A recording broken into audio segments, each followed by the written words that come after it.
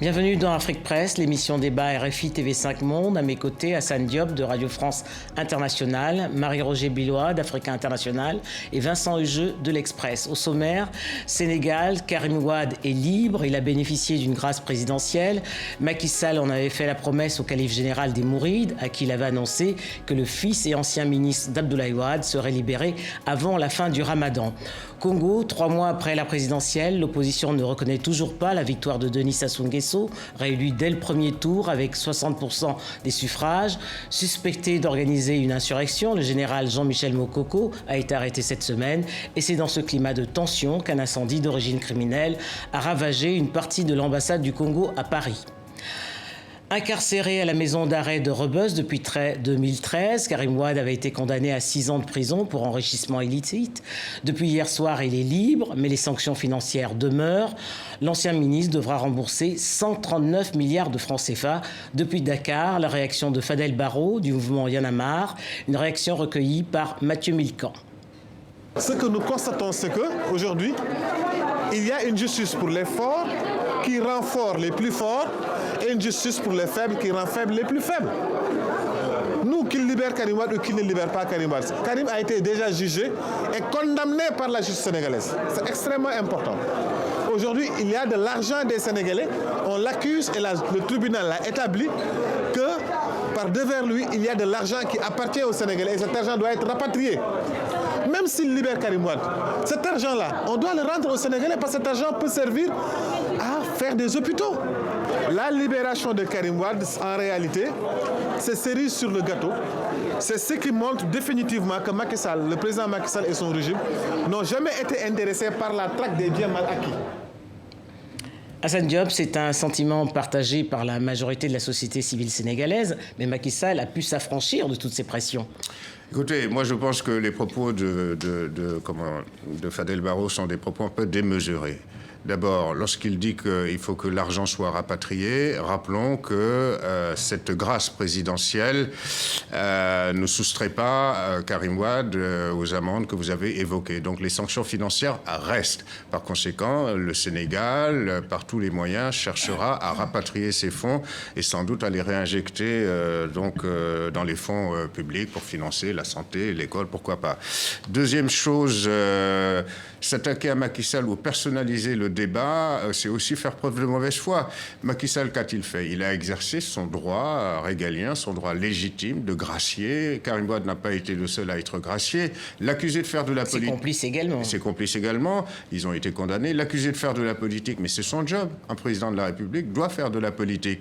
Et si c'est pour effectivement permettre une meilleure cohésion, sans pour autant gommer les différences, notamment pacifier les relations politiques entre le pouvoir et l'opposition, pourquoi pas?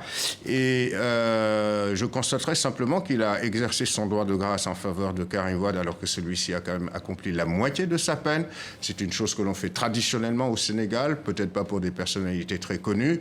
Et encore une fois, Macky Sall, depuis que Wade le Petit a été condamné, a subi de multiples pressions, que ce soit à l'intérieur du Sénégal, y compris d'ailleurs parmi les personnalités de la majorité. À l'extérieur du Sénégal, un certain nombre de chefs d'État lui ont demandé à chaque fois, à maintes fois, de le libérer. Et il a tenu bon. Il a choisi le moment où, traditionnellement, au Sénégal, c'est-à-dire une fête religieuse, parce qu'on s'achemine vers la fin du Ramadan, de le gracier. De pardon. En exerçant le pardon, d'autant plus que cette demande de pardon a été relayée par une personnalité éminente, une personnalité religieuse éminente. Voilà, là aussi, c'est pour permettre, je dirais, de pacifier les relations entre les Sénégalais et pardonner, finalement, je pense qu'en politique, c'est pas forcément quelque chose d'infamant ou de mauvais. Mais Vincent Hugeux, un bon coup politique alors pour Macky Sall? Il faut toujours revenir à la sagesse des anciens. Henri III, devant la dépouille du duc de Guise, il est plus grand mort que vivant. Eh bien, je pense que pour Macky Sall, Karim Wade était plus embarrassant en tôle qu'à l'air libre. D'autant qu'il le rejette dans l'arène politique. Donc tout ça va certainement raviver les tensions au sein du PDS. Qui va incarner demain la candidature contre le président sortant? Et j'ajoute un autre élément, c'est que effectivement, il y avait plusieurs indices. Il y avait cette interview à RFI le 2 juin dernier, où on sentait bien monter la sauce d'une libération. Moi, je me souviens, j'ai posé la question dès janvier dernier à Dakar à Macky Sall, qui m'avait répondu dans un premier temps: le moment n'est pas encore venu. Tout était dans le encore. Et ensuite, je lui disais: mais est-ce que vous excluez d'exercer vos prérogatives en la matière? Il avait répondu: je ne renonce jamais à exercer la plénitude de mes prérogatives constitutionnelles. Donc on sent bien que tout ça était... Le rôle du Qatar, où semble-t-il Karim Wade s'est envolé voilà quelques heures, a sans doute été non pas décisif, mais il a contribué à cette convergence de pressions amicales, puisque dès la mi-avril, l'Émirat avait proposé ses bons offices. Et je dirais même, coup de pied de l'âne pour le coup, que ces efforts ont même survécu aux intercessions d'un Claude Guéant de Nicolas Sarkozy, c'est dire. Oui. Marie-Roger Biloa, dans le camp du PDS, comme le rappelait Vincent Lejeune, on se félicite de cette libération, car on a toujours considéré que c'était un procès politique. Oui, aussi, bien sûr, puisqu'il a exercé des fonctions politiques et qu'il fait partie de l'administration précédente. Et qu'il y avait un petit peu aussi de vengeance. C'est toujours, lorsqu'un pouvoir s'en va, on lui demande de régler des comptes, de rendre des comptes, ce qui est assez compréhensible. Mais c'est évident que quand on parle de deux poids, deux mesures, qu'il y a des gens qui sont plus importants et qui bénéficient des faveurs de la justice, c'est sûr qu'on ne peut pas ne pas tenir compte du fait que Karim Wade, en prison, gênait beaucoup de gens. Ça a créé un malaise général et Vincent l'a bien rappelé. On se disait, bon, il a été condamné par la justice sénégalaise, c'est tout à fait correct, il n'y a pas de souci, mais entre la justice et le ressenti, j'allais dire, à la fois international, même au sein à l'intérieur du pays, il y avait quand même il y avait un gros malaise. Et je crois que cette décision de dire on libère Macky Sall, on libère Karim Wade, tout le monde dit ouf. Et la concession que Macky Sall fait à l'opposition, à des gens comme Fadel Barro, à tout ce mouvement, c'est de dire non, il est libéré, mais il doit quand même payer ce à quoi il a été condamné. Donc, je crois que c'était un bon compromis. On n'était pas très à l'aise de cet emprisonnement malgré tout l'habillage, etc. C'est vrai que c'était un problème et que politiquement, il y a des personnalités qui comptent plus que d'autres. C'est comme ça et qui ont un poids sur la vie politique et donc qui ont un impact sur le déroulé des relations entre les partis et la société. Diop, on se souvient quand même que sur cette question d'enrichissement illicite, la Cour de la CEDEAO s'était déjà prononcée. Oui, la Cour de la CEDEAO s'était prononcée surtout sur la procédure et non pas sur le fond. En ce qui concerne le fait que Karim Wade ait été condamné pour détournement de fonds ou enrichissement illicite, je pense qu'il n'y avait pas eu de précédent en Afrique. Donc, je dirais, encore une fois, je pense qu'il ne faut pas remettre en cause le caractère indépendant de la justice sénégalaise, même si Karim Wade a été jugé par un tribunal jugé d'exception. D'autre part, parce que j'estime que la justice sénégalaise est indépendante. On parle de justice politique, mais écoutez, au même moment où effectivement Macky Sall exerce son droit de grâce en faveur de Karim Wade, le Conseil constitutionnel en France donne son feu vert pour le procès de Cahuzac. Et Cahuzac va être jugé, il pourra être jugé. C'était un éminent homme politique qui était ministre du budget, qui était un des classiques du Parti socialiste, mais personne ne parle de procès politique. Pourquoi parler de procès politique? Tout simplement parce qu'il y avait un super ministre, le petit Wade, parce que son père était chef d'État, etc. Mais ce n'est, je veux dire, encore une fois, en plus on a accusé Macky Sall de revanche, parce que lui-même avait été maltraité par Wade, etc. Par Karim, entre autres, ce qui est vrai d'ailleurs. Mais lorsqu'il exerce son droit de grâce, franchement, il se montre grand seigneur. Et il ne lèse personne. Il ne lèse ni la justice dans son esprit, dans son application, ni... Voilà. Il y a eu une vraie forme d'habileté, parce qu'au fond, en termes de droit, il y avait trois options. Il y avait donc le droit de grâce, il y avait la loi d'amnistie, mais qui supposait évidemment la complicité active du Parlement, et la libération conditionnelle. Le fait de choisir le droit de grâce, et notamment dans cette période de fin de Ramadan, Corité bien ordonnée commence par moi-même, eh bien, ça l'installe dans une posture régalienne et suprême. Donc je pense qu'il y a là aussi, c'est pas faire injure au président du Sénégal, dire qu'il y a une part de calcul politique, ça c'est indéniable. Donc c'est son job. Oui, mais bien sûr. Et d'ailleurs, ça a aussi un autre effet, me semble-t-il. C'est non pas d'effacer totalement, mais en tout cas d'atténuer l'effet assez toxique de sa reculade, soyons clairs, sur le mandat, sa durée et l'application des nouvelles règles au mandat en cours. Marie-Roger Bilois, alors s'il n'est pas privé de ses droits civiques, Karim Wade pourrait donc être le candidat du PDS. C'est d'ailleurs ce que souhaitait déjà Abdoulaye Wade en 2019. Alors moi, j'ai l'impression que les cartes se sont un petit peu brouillées là, parce que oui, tout est venu du fait que Karim était pressenti comme le successeur par son père, et que ça a beaucoup déplu, et qu'il a polarisé toute la version des anti-Wade, etc. Donc, des anti-dynasties. Et des anti, absolument, on est d'accord. En fait, même des anti-dynasties, tout simplement, aussi. Et que c'est vrai que objectivement, puisqu'il n'est plus, son père n'est plus président, qu'il y en a un autre qui a le droit de poursuivre une carrière politique. Je ne sais pas si c'est l'option qu'il va choisir après les années de prison qu'il a passées, quand même, c'était très dur. C'est vrai qu'il a des partisans, etc. J'ai jamais eu l'impression que Karim Wade était un politique. Voilà, c'est un... Voilà, il y a quand même un point de droit. Et que, bon, peut-être, l'une des choses aussi qui m'est venue à l'esprit, c'est que on a bien évidemment un calcul politique, tout ça, c'est une grande habileté de la part du président Macky Sall. Lapsus. Macky Sall, bien sûr, et puis le moment est bien choisi, etc. Bon, c'était un peu long pour Karim, mais bon, c'est arrivé. Mais c'est aussi peut-être parce qu'il s'est dit que il ne représente plus un danger, et que voilà. Et puis il y a quand même un point de droit. Le temps de monter à sur une éventuelle candidature de Karim Wade à la présidentielle, à la prochaine présidentielle, il y a un point de droit. La Constitution sénégalaise prévoit que quelqu'un qui a une double nationalité ne peut pas briguer la magistrature suprême. Or, au cours de ses ennuis judiciaires, Karim Wade a revendiqué également sa nationalité française. Ah oui, ça c'est toujours... Donc, le dossier est clos. Ça c'est assez grave. Voilà. Dernier mot, Vincent Hugeux, sur cette affaire Karim Wade, sur cette libération, pardon, puisque ce n'est plus une affaire Karim Wade. Il y a une dimension personnelle qu'on n'a pas évoquée à cet instant. Tous ceux qui ont rendu visite à Karim Wade durant sa détention à Rebeuss prétendent, affirment qu'il était profondément bouleversé par cette aventure. Qu'il est devenu très pieux.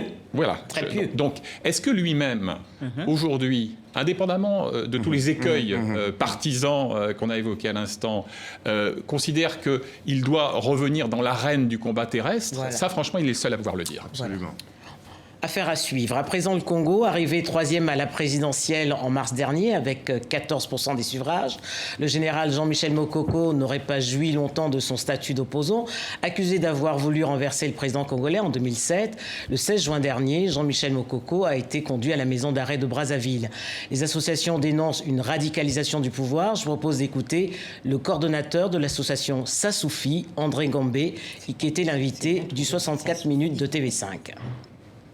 Il s'enfonce dans la dictature. Paulin Makaya est en prison, Andy Bemba est en prison, beaucoup de gens sont en prison pour avoir simplement exprimé leur opinion. Il faut savoir aussi que nous essayons de monter des manifestations. Elles sont systématiquement reprimées ou empêchées. Donc il n'y a aucun espace d'expression possible. Les gens se plaignaient que quand le général Mokoko a été envoyé en prison, il n'y a pas eu de manifestation. Il y a eu tentative de manifestation, mais tout le monde a été dispersé par une armée... on dirait aujourd'hui une milice politique. Il y en a marre du mépris. Il y en a marre de la dictature, il y en a marre du totalitarisme. Cette capacité à gérer l'État comme une prédation, c'est de la prédation en fait, la prédation néocoloniale. Et il y en a marre aussi du tribalisme, parce que la gestion du pouvoir au Congo équivaut à un apartheid ethnique. En gros, si vous n'êtes pas de la bonne ethnie, de l'ethnie du président, ou autour de cette ethnie, ou dans la vassalité absolue, vous n'avez pas droit d'exister, vous n'avez pas droit de vivre. Wow. Hassan Diop, une réaction au propos d'André Ngombe. André Ngombe, plus convaincant qu'un Fadel Barro, en tout cas. Et puis, je dirais, l'arrestation du général Mokoko, d'ailleurs, donne aussi un autre éclairage sur l'attitude de Macky Sall à l'égard de Wade le Petit. Parce qu'on voit se multiplier en Afrique maintenant les procédures judiciaires contre des opposants politiques. La meilleure façon de tuer votre rival politique, c'est de lui coller... on voit bien le cas en RDC. Voilà, c'est de lui Katumbi. coller un procès. C'est le cas du général Mokoko. C'est aussi le cas de Jean Ping. Jean Ping qui aussi est convoqué par la justice pour soi-disant atteinte à la sûreté de l'État, c'est au Gabon. Moïse Katumbi qui vient d'écoper de 3 ans de prison, soi-disant parce qu'il aurait spolié un grec installé en RDC de longue date. Enfin, vraiment une usine à gaz qu'on a montée donc pour le neutraliser. On peut multiplier les cas, bon, et bref, comme si la plupart des dirigeants africains avaient soudainement découvert finalement que, tiens, il y a un cas d'école peut-être à appliquer à travers la CPI. C'est-à-dire la CPI, la Cour de justice, la Cour internationale de justice, effectivement, permet de neutraliser pour des raisons politiques qui souvent d'ailleurs sont à la discrétion des grandes puissances, permet de neutraliser telle ou telle personne. Et eux se disent, mais voilà, tiens, ça les ramène au temps jadis, c'est-à-dire avant le début des années 1990, avant le retour du pluralisme politique, où effectivement on pouvait embastiller des opposants politiques. Voilà. Sauf qu'aujourd'hui, lorsqu'on embastille un opposant politique, il n'est pas considéré comme un détenu politique. On l'embastille pour corruption. C'est ce qui se passe au Cameroun avec Marafa. On l'embastille soi-disant pour atteinte à la sûreté de l'État. Donc c'est le Gabon, c'est le Congo-Brazzaville, etc. Ou alors c'est une justice unilatérale dans l'affaire Gbagbo. Bref, il faut faire attention. Moi, je pense que voilà, on est dans une phase où les autocrates au pouvoir en Afrique instrumentalisent la justice. Une analyse que vous partagez, Marie-Roger Billois? C'est évident qu'il y a... Bon, même si je ne suis pas d'accord avec tous les cas, bon, il y a des nuances, mais je crois que ça se passe beaucoup, comme décrit Hassan. Mais ce qui me frappe là au Congo, c'est la succession d'erreurs politiques, quand même, que commet le pouvoir. D'abord, on se rend compte que les élections contestées ont de plus en plus de mal à passer. C'est plus comme avant, voilà, ça bloque, c'est comme une... ça ne passe plus, c'est plus comme une lettre à la poste. Et souvent, ceux qui s'en sortent le mieux, c'est ceux qui appliquent une politique d'ouverture, d'apaisement, en disant, bon, on a fait un hold-up électoral, mais bon, essayons de voir... Je vais vous montrer pourquoi je voulais rester au pouvoir. Donc, on voit le contenu de la politique, on voit ce qu'il fait du pouvoir qu'il veut absolument conserver.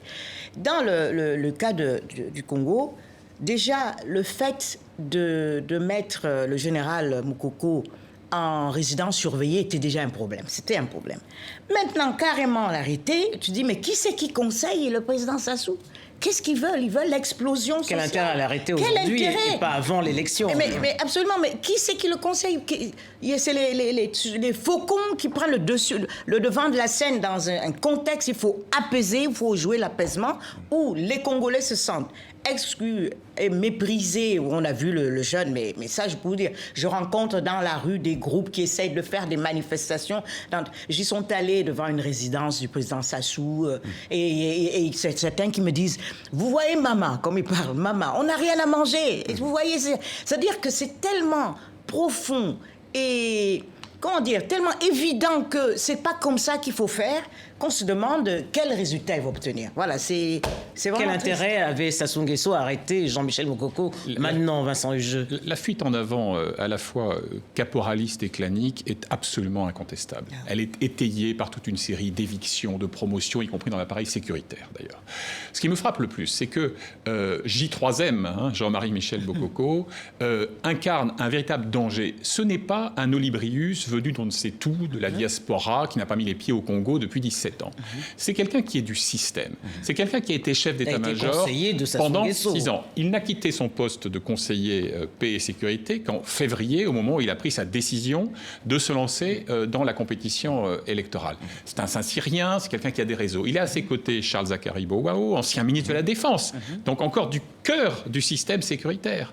Et je veux dire, si le régime se sent à ce point fragile, même si par ailleurs il est ivre de sa puissance supposée, qu'une adversité de cette nature, 14% quand même, quelles que soient les contestations qu'on peut apporter aux chiffres officiels, c'est qu'il n'est pas si solide sur ses bases que ça. Et dans le registre de l'erreur politique bête et brutale, je dois dire que là, on est au niveau du Guinness Book. Ah, Hassan Diop. Et puis moi, je pense qu'effectivement, le régime de Sassou Nguesso est un régime qui réagit un peu à la manière stalinienne. L'origine... c'est un militaire. C'est un militaire, et puis le PCT, c'est d'origine marxiste, communiste. La rouge. Voilà, exactement.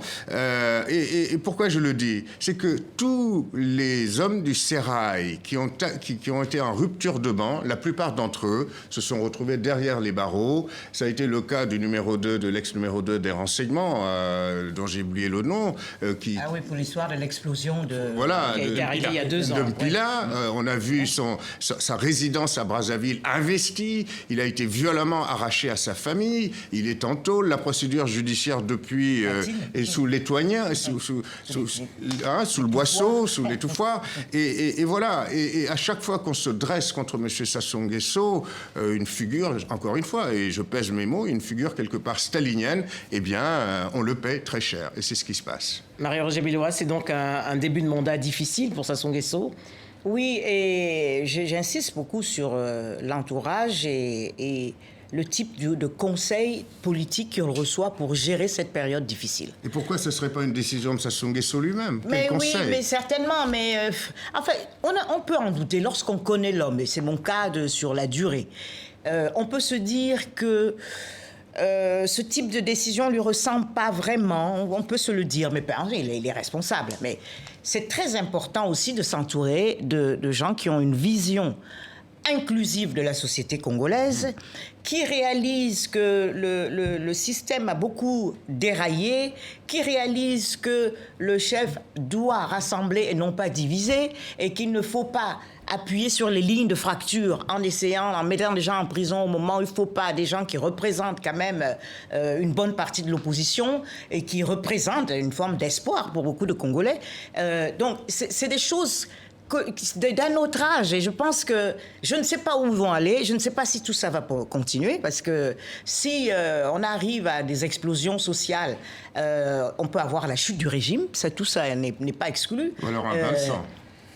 Alors j'espère qu'ils ne vont pas aller dans ce sens-là, parce que tout laisse à l'indiquer, mais et qu'on va se ressaisir, on se calme, parce qu'en même temps intervient l'insurrection dans le pôle également, Vincent Hugeux. Qui reste évidemment une épine dans les rangers du pouvoir. Mais vous savez, si on élargit un peu le spectre de la réflexion, la mansuétude de la communauté internationale vis-à-vis de Sassou, la mansuétude de Paris, la bienveillance de l'Union africaine, le silence assourdissant des Nations Unies. Enfin, c'est quand même un régime qui peut, par exemple, récuser d'un seul coup la représentante de l'Union européenne, qui est une néerlandaise, à parce que la dite Union européenne a eu le malheur de ne pas envoyer de mission d'observation à une élection jouée d'avance. Donc, je veux dire, il y a aussi, comme souvent d'ailleurs en cette période où l'impératif sécuritaire l'emporte sur tout, une rente de situation géopolitique dont Sassou use, comme Déby le fait au Tchad, comme Biya le fait au Cameroun, ou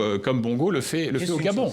Voilà, pour modérer un petit peu ce tableau, il faut quand même reconnaître que, fort de l'expérience passée, le régime Sassou a quand même beaucoup fait ces dernières années. En termes de construction des infrastructures, ils se sont dit qu'il faut mettre le paquet sur ça. Donc ils ont moins détourné d'argent. Non, c'est-à-dire que... c'est pas, écoute, si, il y a des enrichissements personnels, enfin. Il y a plusieurs enquêtes là-dessus. Je ne suis pas en train de nier ça. Mais ce que je dis, c'est aussi un fait qu'on a construit beaucoup d'infrastructures. Les routes, le réseau routier s'est beaucoup étoffé. Les hôpitaux, Verrouillot, les... Vous avez son fief du Nord. Non, mais pas que, franchement. Avant de terminer ne tombons pas dans la caricature. On a déjà... On reviendra il y a beaucoup de choses à sur l'actualité congolaise, mais avant de refermer cette édition, je voudrais dire un mot sur la nouvelle édition de Reine d'Afrique, le livre de Vincent Hugeux, une nouvelle édition. Hein. Qu'est-ce qui a changé par rapport à l'édition de 2014 ? Eh ben, très simplement, mes héroïnes, parfois paradoxales, ont déployé beaucoup d'énergie pour justifier cet enrichissement et cette actualisation. Il y a d'abord des premières dames qui sont devenues d'ex-First Ladies. Hein. Je pense bien sûr à Chantal Compaoré au Burkina Faso, donc ça se raconte. Si vous prenez le cas d'une des plus emblématiques d'entre elles, Simone Gbagbo, il y a eu depuis 2 procès et 2 verdicts qui ont profondément agité la société ivoirienne. Et puis, puisqu'on évoquait Karim Wade et son élargissement tout à l'heure, j'ai eu évidemment spontanément une pensée pour Viviane Wade, pour l'avoir vue au 4e rang de ce tribunal de Dakar, tous les jours, droite comme la justice, pour le coup. Elle a dû éprouver un intense soulagement. Donc, il y avait vraiment matière à réactualiser le propos. Oui. Hassan Diop, un commentaire sur non, mais c'est les bien. reines d'Afrique. Non, mais à propos de Madame Wade, c'est normal, c'est le soulagement d'une maman. On peut comprendre effectivement qu'une mère éprouve des sentiments particuliers pour son fils. Mais encore une fois, une mère doit aussi inculquer peut-être un comportement de bienséance à ses enfants.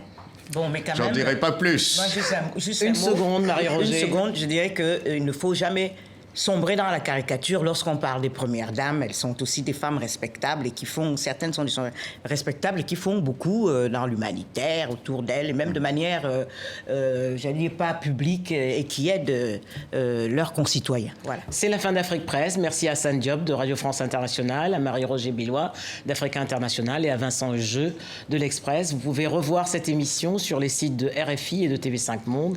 Merci de votre fidélité.